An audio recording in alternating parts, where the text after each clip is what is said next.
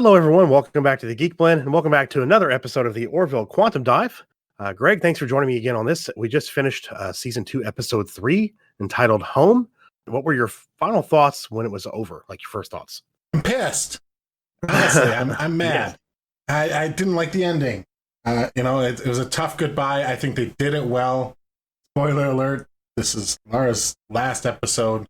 She's leaving the ship. She's staying on Selena. She was one of the characters I liked the most, and so it really kind of sucked seeing her go. It was, a nice emotional end, though. They gave her a good story to go out on. In previous episodes, if you've seen us make fun of the whole jar of pickles thing and how annoying it was that he kept saying, why don't you open this jar of pickles? They bookended it with her gift to Captain Ed Mercer was a jar of pickles. So that was a great callback and a nice touching moment. But man, I'm still pissed. I want her on the show. Yeah, I'm basically the same boat. I'm really pissed about that because we've talked a lot off of the show or off of these episodes, like which one is our favorite character, and we always come back to Alara. We have other favorite characters, but she always seems to be on the top of our list, if not right up there. And I had read a little bit into this, about the Orville before we started watching it, and I saw something about this and tried to not read it, but I ended up seeing it anyway. I knew she was going to leave, but I didn't know when. I assumed that she was going to leave at the end of the season, and then we get this, and I'm like, come on, no, not yet. I'm not ready for this to happen. So exactly. It was a really good episode. It was very, very touching in some parts with her and the crew, and then with her and her family when her, because you kind of realize that her family is basically taking her for granted. And, she was basically born, I guess you would call the runt of the litter on her home planet. She was, I guess, the weaker of the siblings. Mentally. And they made her mentally. And they basically let her know that growing up.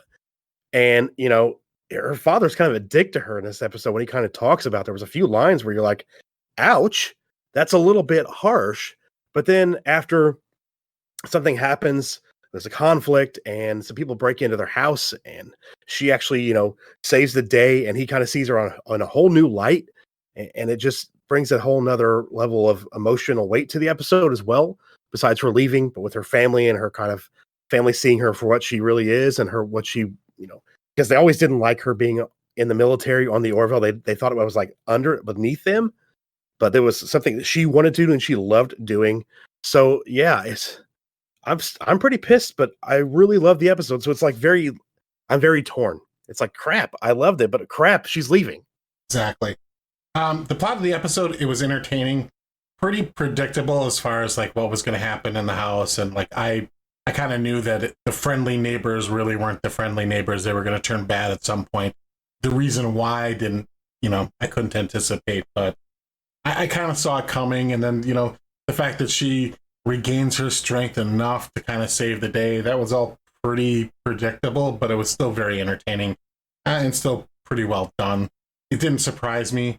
Kind of saw the ending coming as well, with her deciding she was going to stay, knowing what we knew going into the series, that she was not going to be, she was no longer going to be a starring role character on the show. But it was still good to watch. It was an interesting episode.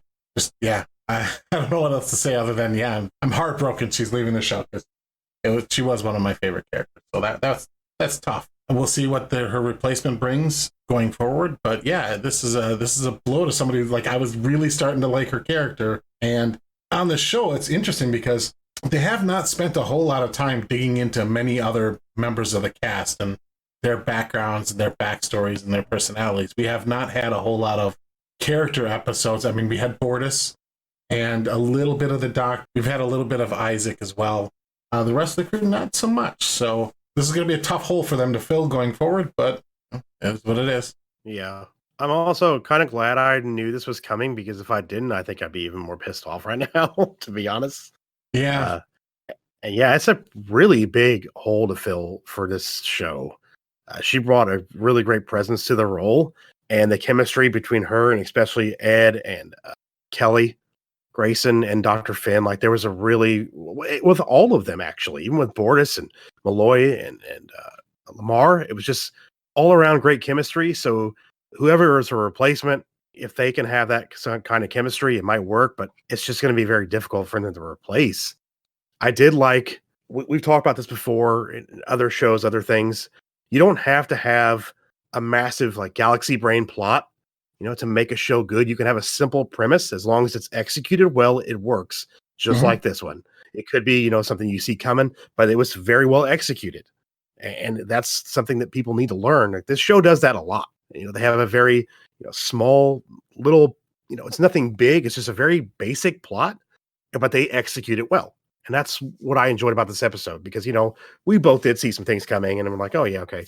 But it was executed well and done well. And that's one of the reasons I liked it so much. But like I said, very bittersweet, like to say good things about the episode and then think, well, shit, she's not going to be back next week. So crap. Yeah, there's a couple things that I really liked about the episode. I like that they brought on the actor who plays Phlox on Star Trek Enterprise. So this show actually had 2 stars from the Star Trek universe that played doctors on their respective shows. So Lars' dad played the EMH doctor on Star Trek Voyager, and one of the chief bad guy played Phlox on Enterprise, and they were both the ship's doctors in their respective shows. I thought that was kind of clever because at first I didn't pick up on it, and then I'm like, oh, that's Phlox. So that was interesting, and the fact that they're both kind of in the medical field and on their planet as well, I thought that was interesting. There was some scenes that were predictable. Some moments were like, what the hell? Like, it's a revenge plot, basically.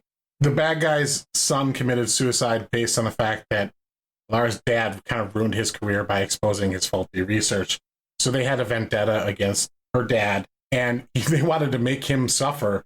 And one of the things they did is they made him stick his hand in to a boiling pot of sauce just to like scorch the hell out of his hand, just to basically to torture him. That was a moment of like, whoa, didn't see that coming. Wow, this got serious really quick. So that was a good moment. It was like, whoa, this guy's serious. And that's when they pulled out guns and everybody kind of realized, okay, these guys, they're not good guys. They're going to kind of hold them hostage and, enact their revenge plot to get even for the death of their son. So like you could understand where the bad guys were coming from. It wasn't some lame heist or anything. It was a personal vendetta based on the tragedy that happened with their own son. I like that whole part of the plot. The fact that, Ed came back down to the planet when their comms weren't working.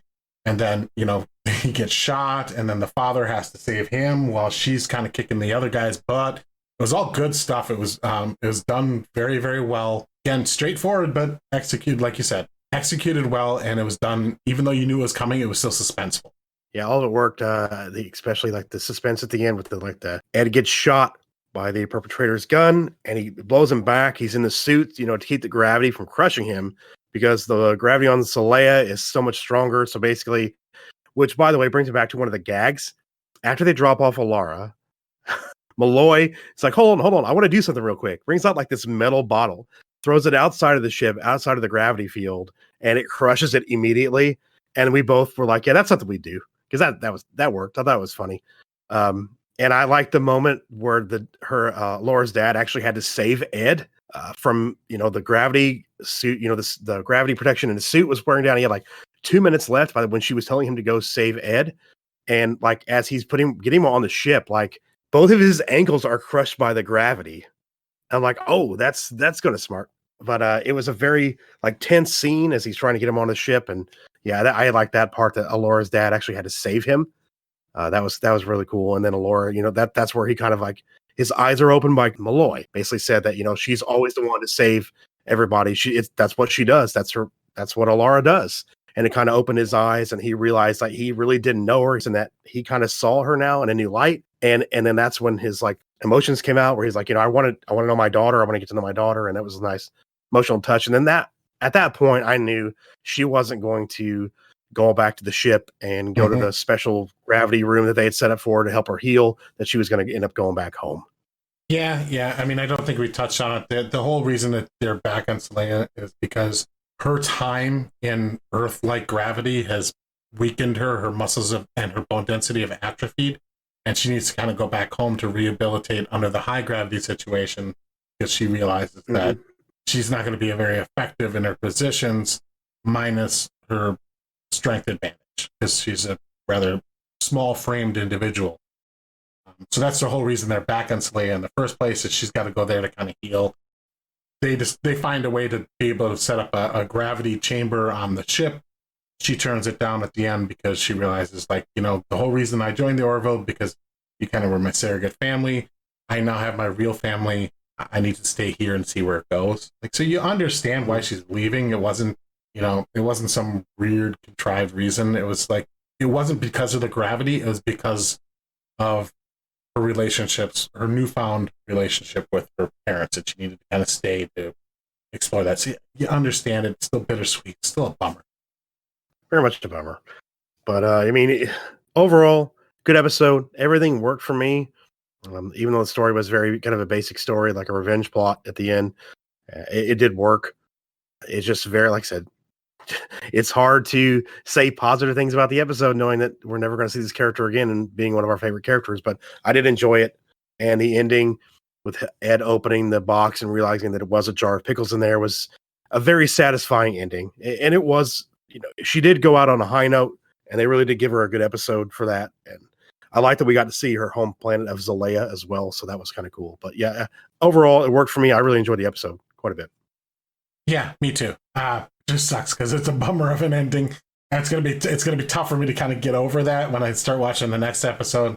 Yeah, hopefully maybe down the road we'll get her in a cameo in the next season or something like that. It'd be nice to see her again just for a minute and just to see the crew be like, oh yeah, it's good to see you again, kind of thing. So that would be nice. Hopefully we get to see that. But sounds like we both enjoyed the episode. We're just very upset and kind of frustrated that she's leaving, but like we both said, it was a good ending for her. So yeah, I mean, that was our quantum dive into episode 3 of season 2 entitled Home. Again, Greg, thanks for joining me for this review. I enjoyed this one. Yeah, me too, except for the bummer ending. Yeah, but we thank you guys for watching this episode of the Orville Quantum Dive. And Greg did mention Star Trek, and I wanted to say that we do Star Trek watch parties on this channel, and we are on the original series. We do them on Sunday nights around 9 o'clock, and we do them on Tuesday nights around 10, maybe 11 o'clock, depending on the game stream we do before that. So definitely check those out because we're enjoying that, having a good time. We also play some trivia on that. So it's definitely come check it out and play some trivia with us. But we will see you guys in the next episode of the Orville Quantum Dive. Links in the description below for our Patreon, our social media, and our Discord. Check those out as well. Leave a like on the video. It does help us out. And if you're new to the channel and you like this video and you like what you see and you want to see some more, hit the subscribe button. We appreciate that. And hit the bell for notifications so you can stay up to date on everything we do here on the channel, including these episodes of the Orville Quantum Dive. That is it for this episode. I'm Jeff. This is the Geek Blend. And remember, if you geek about it, we speak about it. We'll see you guys later.